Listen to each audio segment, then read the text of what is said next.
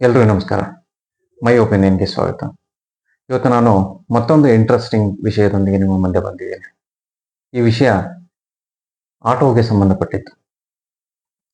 ನೀವು ಇಷ್ಟು ದಿನ ಹೇಗೆ ಆ್ಯಪ್ಗಳನ್ನ ಯೂಸ್ ಮಾಡಿಕೊಂಡು ಆಟೋ ಬುಕ್ ಮಾಡ್ತಾ ಇದ್ರು, ಈಗ ಆ್ಯಪ್ ಇಲ್ಲದೆ ಹೇಗೆ ಬುಕ್ ಮಾಡೋದು ಅನ್ನೋದು ಒಂದು ದೊಡ್ಡ ವಿಷಯ.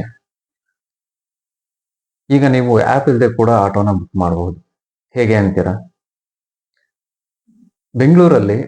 ಬೆಂಗಳೂರು ಚಾಲಕರ ಒಕ್ಕೂಟ, ಆಟೋ ಚಾಲಕರ ಒಕ್ಕೂಟಗಳು ಸೇರಿಕೊಂಡು ಒಂದು ಹೊಸ ಸಂಸ್ಥೆನ ಹುಟ್ಟು ಹಾಕಿದಾವೆ. ಹಾಗೆ ಅದ್ರ ಮೂಲಕ ಯಾವುದು ಆ್ಯಪ್ ಇಲ್ಲದೆ ಬುಕ್ಕಿಂಗ್ನ ಕೂಡ ತಗೋತಾ ಇದ್ದಾರೆ.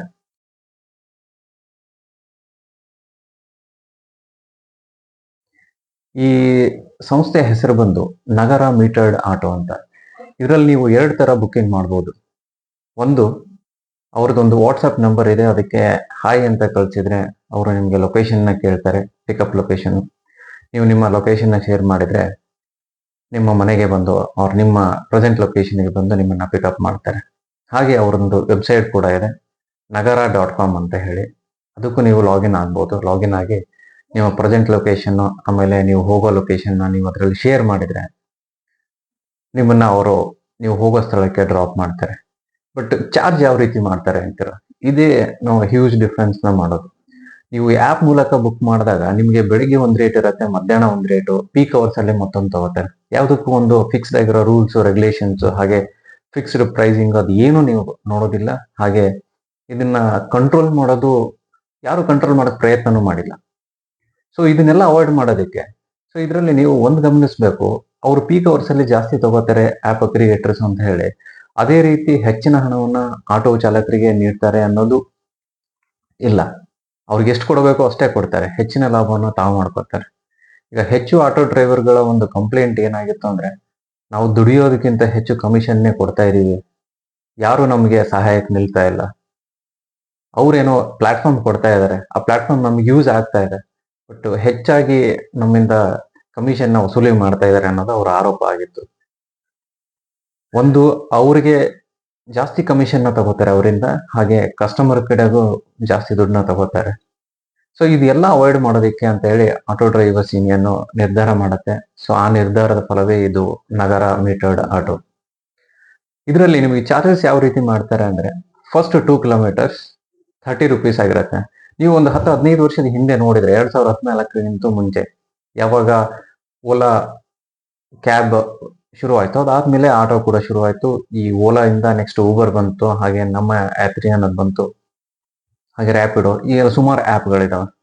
ಈಗ ನಮ್ಮ ಯಾತ್ರಿ ಕೂಡ ಈ ಆಟೋ ಚಾಲಕರಕ್ಕೆ ಶುರು ಮಾಡಿದ್ದು ಅನ್ನೋದು ನಿಮ್ಗೆ ಗೊತ್ತಿರಬೇಕು. ಆದ್ರೂ ಈಗ ಡ್ರೈವರ್ಸ್ಗಳ ಒಂದು ಕಂಪ್ಲೇಂಟ್ ಏನಂದ್ರೆ, ನಮ್ಮ ಯಾತ್ರಿ ನಮ್ಮ ಕಡೆಯವರೇ ಶುರು ಮಾಡಿದ್ರು, ಕಮಿಷನ್ ಹಾವಳಿ ಮಾತ್ರ ಅಷ್ಟೊಂದಾಗಿ ಕಡಿಮೆ ಆಗಿಲ್ಲ ಅನ್ನೋದು ಅವ್ರ ಆರೋಪ. ಸೊ ಹಾಗಾಗಿ ಕಮಿಷನ್ ಇಲ್ಲದೆ ಕಸ್ಟಮರ್ಸ್ಗೂ ಉಳಿತಾಯ ಮಾಡಿ, ನಾವು ಕಮಿಷನ್ ಇಲ್ಲದೆ ನಾವು ಹೇಗೆ ಆಟೋನ ಓಡಿಸಬಹುದು ಅಂತ ಅವ್ರು ಯೋಚನೆ ಮಾಡಿ ಈ ನಗರ ಮೀಟರ್ಡ್ ಆಟೋನ ಶುರು ಮಾಡಿದ್ದಾರೆ. ಇದರಲ್ಲಿ ನಾನು ಆಗ್ಲೇ ಹೇಳ್ದಂಗೆ 2 ತರ ಬುಕ್ಕಿಂಗ್ ವ್ಯವಸ್ಥೆ ಇದೆ. ಒಂದು, ನೀವು ಅವರ ವೆಬ್ಸೈಟ್ಗೆ ಹೋಗಿ ಪ್ರೆಸೆಂಟ್ ಲೊಕೇಶನ್ ಮತ್ತೆ ನಿಮ್ಮ ಡ್ರಾಪ್ ಲೊಕೇಶನ್ ನೀವು ಎಂಟ್ರಿ ಮಾಡಿದಾಗ ಅವರು ನೀವು ಪ್ರೆಸೆಂಟ್ ಲೊಕೇಶನ್ಗೆ ಒಂದು, ಡ್ರಾಪ್ ಲೊಕೇಶನ್ಗೆ ನಿಮ್ಮನ್ನ ಡ್ರಾಪ್ ಮಾಡ್ತಾರೆ. ಚಾರ್ಜ್ ಯಾವ ರೀತಿ ಮಾಡ್ತಾರೆ ಅಂದ್ರೆ, ಮೊದಲು ನೀವು 10 ವರ್ಷದ ಹಿಂದೆ ಮೀಟರ್ ಆಟೋ ಇತ್ತು. ನೀವು ಆಟೋ ಹತ್ತಿದ ತಕ್ಷಣ ಮೀಟರ್ ಸ್ಟಾರ್ಟ್ ಮಾಡೋರು. ನೀವು ಡ್ರಾಪ್ ಲೊಕೇಶನ್ ರೀಚ್ ಆದ್ಮೇಲೆ ಮೀಟರ್ ಆಫ್ ಮಾಡ್ತಾ ಇದ್ರು. ಅದರಲ್ಲಿ ಎಷ್ಟು ಕಿಲೋಮೀಟರ್ಗೆ ಎಷ್ಟು ತೋರ್ಸತ್ತ ದುಡ್ಡು ಅಷ್ಟನ್ನ ನೀವು ಪೇ ಮಾಡ್ತಾ ಇದ್ರಿ. ಅದು ಗೌರ್ಮೆಂಟ್ ಫಿಕ್ಸ್ ಮಾಡೋದು. ಬಟ್ ಈ ಆ್ಯಪ್ಗಳಲ್ಲಿ ಯಾವುದೇ ರೀತಿಯ ಫಿಕ್ಸ್ಡ್ ಫೇರ್ಸ್ ಏನು ಇರಲ್ಲ. ಸೊ ಹಾಗಾಗಿ ನೀವು ಪೀಕ್ ಅವರ್ಸ್ ಅಲ್ಲಿ ಜಾಸ್ತಿ ಕೊಡ್ತಾ ಇದ್ರಿ. ಈಗ ನಗರ ಮೀಟರ್ಡ್ ಆಟೋದಲ್ಲಿ ಇದೇ ಒಂದು ಡಿಫ್ರೆನ್ಸ್. ಫಸ್ಟ್ 2 ಕಿಲೋಮೀಟರ್ಸ್ಗೆ ಫಸ್ಟ್ ಆಫ್ ಆಲ್ ನೀವು ಒಂದ್ಸತಿ ಆಟೋನ ಎಂಟ್ರಿ ಆದ ತಕ್ಷಣ ಮೀಟರ್ ಆನ್ ಮಾಡ್ತಾರೆ. ಫಸ್ಟ್ 2 ಕಿಲೋಮೀಟರ್ಸ್ಗೆ 30 ರೂಪೀಸ್ ಚಾರ್ಜ್ ಆಗುತ್ತೆ. ಅದಾದ್ಮೇಲೆ ಪ್ರತಿ ಕಿಲೋಮೀಟರ್ಗೂ ನಿಮಗೆ 10 ರೂಪಾಯಿ ಹಂಗೆ ಚಾರ್ಜ್ ಮಾಡ್ತಾರೆ. ನೀವು ಒಂದ್ಸತಿ ಡ್ರಾಪ್ ಲೊಕೇಶನ್ ರೀಚ್ ಆದ್ಮೇಲೆ ಅವರು ಮೀಟರ್ನ ಆಫ್ ಮಾಡ್ತಾರೆ. ಸೊ ಮೀಟರ್ ಅಲ್ಲಿ ಏನ್ ತೋರಿಸಿರುತ್ತೋ ಅಷ್ಟೇ ನೀವು ಪೇ ಮಾಡೋದು. ನೀವು ಬೆಳಿಗ್ಗೆ ಟ್ರಾವೆಲ್ ಮಾಡಿದ್ರು ಅಷ್ಟೇ ಫೇರ್ ಆಗುತ್ತೆ. ಸೇಮ್ ಜಾಗಕ್ಕೆ ನೀವು ರಾತ್ರಿ ಟ್ರಾವೆಲ್ ಮಾಡಿದ್ರು, ರಾತ್ರಿ ಅಂದ್ರೆ ಸಂಜೆವರೆಗೂ ನೀವು ಟ್ರಾವೆಲ್ ಮಾಡಿದ್ರು ಅದೇ ಫೇರ್ ಆಗುತ್ತೆ. ಬಟ್ ರಾತ್ರಿ ಟೈಮಲ್ಲಿ ಫೇರ್ ಇದು, ನೀವು ಡೇ ಅಲ್ಲಿ 3 ಕಿಲೋಮೀಟರ್ ಹೋಗಿ 2 ಕಿಲೋಮೀಟರ್ಗೆ 30 ರೂಪಾಯಿ ಚಾರ್ಜ್ ಮಾಡಿದ್ರೆ, ಬಟ್ ಅದು ನೈಟ್ ಟೈಮಲ್ಲಿ 45 ರೂಪಾಯಿ ಆಗುತ್ತೆ. ನೀವು ಡೇಲಿ ಏನು ಪೇ ಮಾಡ್ತೀರಾ ಅದ್ರ 1.5 ನೀವು ರಾತ್ರಿಗೆ ಪೇ ಮಾಡ್ತೀರಾ. ಸೊ ಹಾಗಾಗಿ ಇದು ಆಟೋ ಚಾಲಕರಿಗೂ ತುಂಬಾ ಅನುಕೂಲ, ಹಾಗೆ ಕಸ್ಟಮರ್ಸ್ಗೂ ತುಂಬಾ ಅನುಕೂಲ. ಯಾಕಂದ್ರೆ ಕಸ್ಟಮರ್ಸ್ ನೀವು ಪೀಕ್ ಅವರ್ಸ್ ಅಲ್ಲಿ ಜಾಸ್ತಿ ಕೊಡಲ್ಲ, ಹಾಗೆ ಆಟೋ ಡ್ರೈವರ್ಸ್ ಇದರಲ್ಲಿ ಹ್ಯೂಜ್ ಕಮಿಷನ್ ಪೇ ಮಾಡೋದಿಲ್ಲ. ಹಾಗಾಗಿ ನಗರ ಮೀಟರ್ಡ್ ಆಟೋ ಸ್ವಲ್ಪ ಸಮಯ ತಗೋಬಹುದು, ಆದ್ರೆ ಇದು ಆಟೋ ಡ್ರೈವರ್ಸ್ಗೆ ಇದು ತುಂಬಾ ಅನುಕೂಲ ಅಂತ ನನ್ನ ಭಾವನೆ. ಬಟ್ ನಿಮ್ಗೆ ಬೆಂಗಳೂರಲ್ಲಿ ಈಗ ಎಲ್ಲ ಕಡೆ ಈ ಆಟೋ ಸಿಗೋದು ಸ್ವಲ್ಪ ಕಷ್ಟ, ಯಾಕಂದ್ರೆ ರಿಜಿಸ್ಟ್ರೇಷನ್ಸ್ ಅವರು ಶುರು ಮಾಡಿದ್ದಾರೆ. ತುಂಬಾ ಆಟೋಗಳು ಇನ್ನು ರಿಜಿಸ್ಟ್ರೇಷನ್ ಆಗೋದು ಬಾಕಿ ಇದೆ. ನೀವು ಅವ್ರ ವೆಬ್ಸೈಟ್ ಚೆಕ್ ಮಾಡ್ಬೋದು.